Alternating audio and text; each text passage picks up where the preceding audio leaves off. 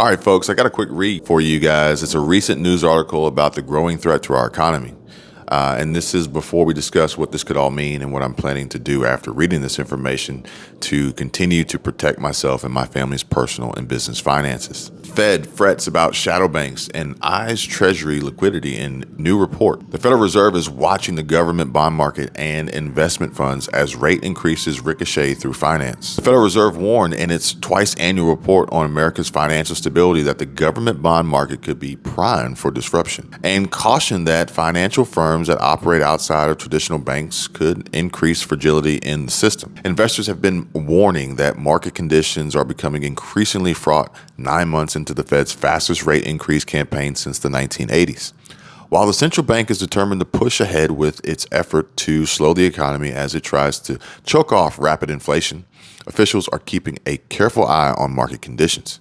Now, a financial meltdown would make the Fed's job more difficult, potentially even forcing it to deviate from some of its tightening efforts. Financial stability issues are in focus as central banks around the world raise interest rates in synchrony and other markets around the world too, including the government bond market in Britain, which offer early warning signs that cracks are beginning to emerge. The most recent financial stability report release delved into widely discussed challenges that have been plaguing Treasury markets and detailed less prominent vulnerabilities.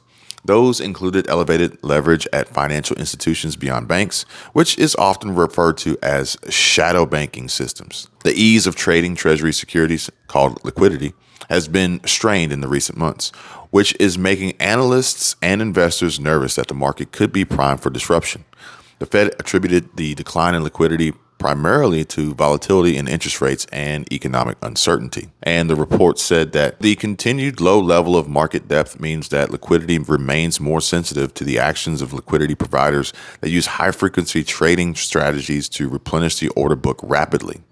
The dependence could be a source of fragility, making it more likely that liquidity could further deteriorate sharply in response to future shocks. The Fed also pointed out that leverage, essentially debt that is used to invest, was high in parts of the shadow banking sector and could be difficult to assess because timely data on market participations like hedge funds and other investment vehicles was difficult to come by. While comprehensive measures of hedge fund leverage remain somewhat above their historical averages, these measures are only available with a considerable lag, according to the report. These gaps raise the risk that such firms are using leverage positions, which could amplify adverse shocks, especially if they're financed with short-term funding. The report said that some hedge funds might have decreased their leverage more recently based on what dealers were telling the central bank in surveys. But at the same time, bank lending to private equity firms and other shadow banks has ramped up, which could deepen the interconnectedness of the financial system. The increase has been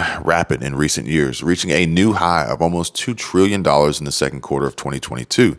And it was broad-based and most pronounced in the category of private equity, business development companies, and credit funds, according to the report. Those shadow bank borrowers may have other funding sources that dry up in times of crisis, which could contribute to increased vulnerabilities in the financial sector. The overall price that emerged from the report is one of a financial system that is stable for now, but that has weak spots that could be exacerbated by a strained economic moment. Researchers and market contacts surveyed as a part of the report widely cited inflation and the Fed's response to it, the war in Ukraine, and market volatility and vulnerabilities as major risks. Today's environment of rapid synchronous global monetary policy tightening, elevated inflation, and high uncertainty associated with the pandemic and the war raises the risk that a shock could lead to the amplification of vulnerabilities, according to Lael Brainerd, the Fed's vice chair, which he said in a statement released with the report. So what does this all mean? And what am I planning to do as a result of such to make sure that my family is protected personally, financially, our businesses are safe,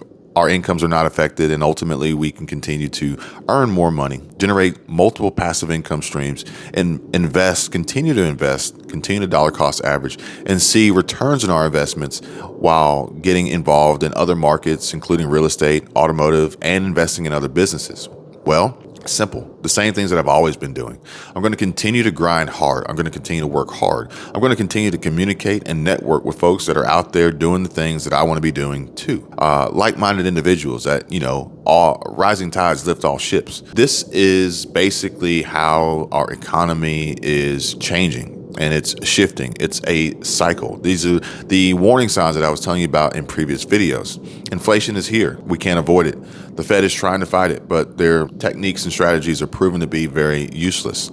And really and truly, all I can do is control what I can control. And that is me, myself, and my family, our businesses, and continue to position ourselves in ways that will make us strong, viable candidates and resources for other businesses, and have produce opportunities for us to increase our earning potential, drive up revenues, and ultimately profits as we continue to manage our budgets and reduce our overhead operating expenses and costs. That's number one.